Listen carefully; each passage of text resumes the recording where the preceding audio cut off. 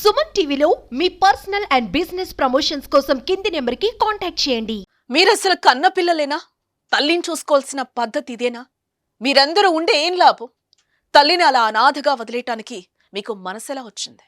మీకు జన్మనివ్వడమే ఆ తల్లి చేసిన తప్ప? లేక మిమ్మల్ని తన కడుపులో పెట్టుకుని పెంచటమే ఆమె చేసిన నేరమా? మీరేడిస్తే తన రక్తాన్ని పాలగా మార్చి మీ కడుపు నింపింది.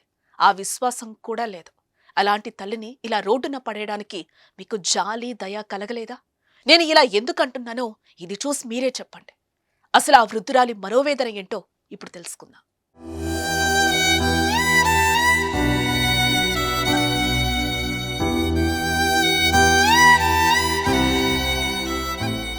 అప్పట్లో గ్రామంలో మంచి పలుకుబడి ఉన్న కుటుంబం.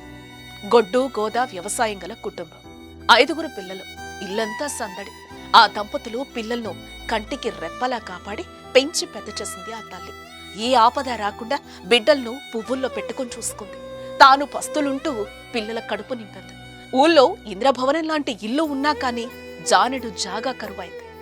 5 సంతానం, 20 మంది కుటుంబ సభ్యులున్నా గాని చివరకు అనాథైంది. ఊరి బయట ఓ స్థలంలో పరదాలతో చిన్న షెడ్డు తానే స్వయంగా నిర్మించుకుని ప్రస్తుతం జీవనం సాగిస్తోంది. మనవళ్లు మనవరాళ్లని ఎత్తుకుని ఆడించాల్సిన వయసులో తానే స్వయంగా అన్ని పనులు చేసుకుని ఎండనక వాననక చిన్న గుడిసెలో ఉండి జీవనం సాగిస్తోంది. గ్రామస్తులు బహిర్భూమికి వెళ్లే స్థలంలో అత్యంత దుర్భరమైన జీవితాన్ని గడుపుతోంది ఆ వృద్ధురాలు. ఎవరా వృద్ధురాలు? అసలేం జరిగింది? ఎందుకు అనాథగా బతుకుతుందో ఇప్పుడు చూద్దాం.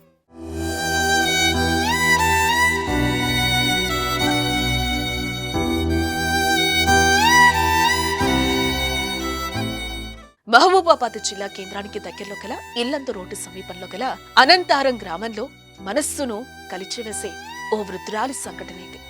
జన్మనిచ్చిన తల్లిని నిర్దాక్షిణ్యంగా కొడుకులు విడిచిపెట్టిన తీరును చూస్తే కళ్ళల్లో నీళ్లు తిరిగే దృశ్యం. అనంతారం గ్రామానికి చెందిన ఎడ్ల జానకమ్మ మల్లయ్య దంపతులు. భర్త మల్లయ్య గతంలోనే మృతి చెందారు. వీరికి 4 కుమారులు, ఓ కుమార్తె సమ్మక్క ఉన్నారు.